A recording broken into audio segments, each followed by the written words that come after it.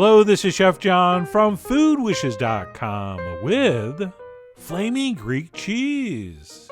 That's right, this Saganaki video is dedicated to everyone who's ever said there's nothing better than fried cheese. Since it turns out there is. And that would be fried cheese we set on fire before we serve it. And while we're officially posting this as a super exciting, sexy date night and/or Valentine's Day first course idea, when you consider this Greek classic only takes about 5 minutes to make, it's also suitable for any old weeknight you feel like something a little different. So with that, let's go ahead and get started with the star of the show, our Greek cheese. And while there are various options, this kasari is my favorite. And yes, it might be pronounced kasiri, but I was confusing my phone, so I say kasari. And besides loving the taste, this brand I buy comes in a very Saganaki-friendly size portion. So hopefully you'll be able to find something similar, but if not, you're just going to have to slice your own piece, somewhere between 1/4 and 1/2 inch thick. And don't worry, I'm going to give you more info about the cheese on the blog, and I'll list a few different alternatives. But anyway, what we'll do to prep this after unwrapping it is to brush each side lightly with water, which I'm going to do with a brush here, but if you're not doing a video, feel free to just wet this under the faucet for a second. And then what we'll do once it's been moistened in water is go ahead and dredge both sides in flour, making sure that surface is completely covered. And other than maybe brushing off a little bit of the excess before we put it in the pan, our cheese is officially prepped, and we can move on to introduce you to the rest of the ingredients. And while not technically an ingredient, next to the cheese, the most important thing to pull this off would be some kind of well-seasoned cast iron skillet. Right, there is a way you can do this in a nonstick pan and then transfer it onto plates and flambe it, but for the full effect, I think using one of these is the way to go. And then besides that, we'll also need a little bit of olive oil to fry our cheese, as well as a couple tablespoons of highly flammable liquor, which in my case is going to be some brandy. But really, any other kind of high-proof booze will work.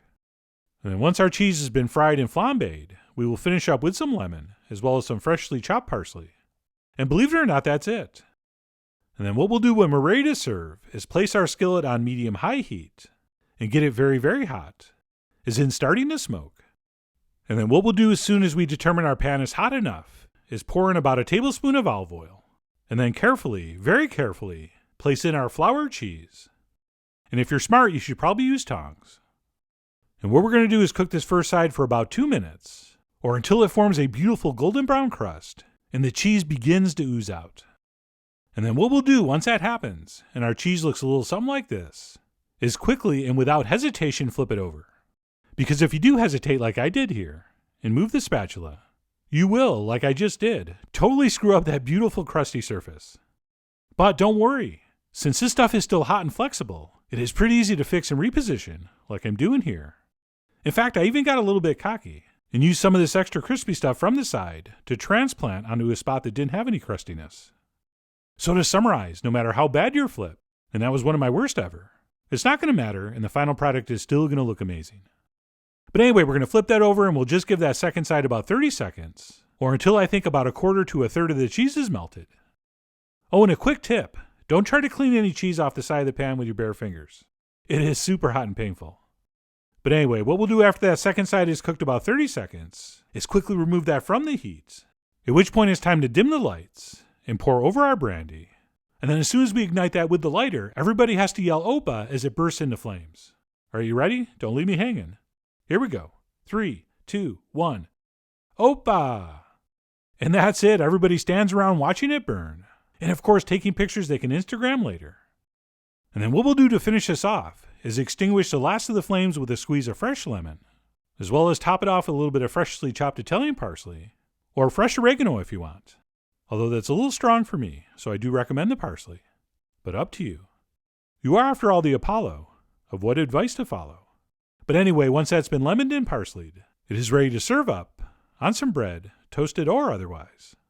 And for me, a perfectly executed Saganaki is one where 25% of the cheese is crispy and caramelized, 25% is gooey and melted, 25% is unmelted, and the last 25% is we're not sure. And as you can see, that's exactly what we have right here. Just an amazing combination of textures. It's kind of like a fondue meets mozzarella sticks. And if you've never had this Greek cheese, it kind of reminds me of a provolone with sort of a feta flavor profile. And speaking of flavor, don't forget to dip your bread in what's basically a dressing formed by the olive oil, melted cheese, lemon juice, and brandy, which is just incredibly tasty. And you might be thinking, with all that liquid, there's no way that cheese stayed crispy and crusty. Well, it did. Check it out.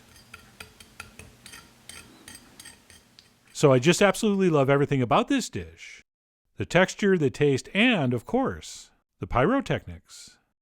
And by the way, if you're afraid to serve this, because you're afraid of burning down your kitchen, or possibly injuring one of your guests, who then sues you, those aren't bad things to think about, since they are real possibilities. But for me, totally worth the risk, since there's just no way this could come out tasting any better. Okay, fine, maybe one way. But anyway, that's it. How I like to Saganaki. Whether you're going to serve this trying to spark up a little romance with an old flame on date night, or you're just looking for something fast and fun for a chilly weeknight, I really do hope you give this a try soon. So head over to foodwishes.com for all the ingredient amounts and more info as usual. And as always, enjoy.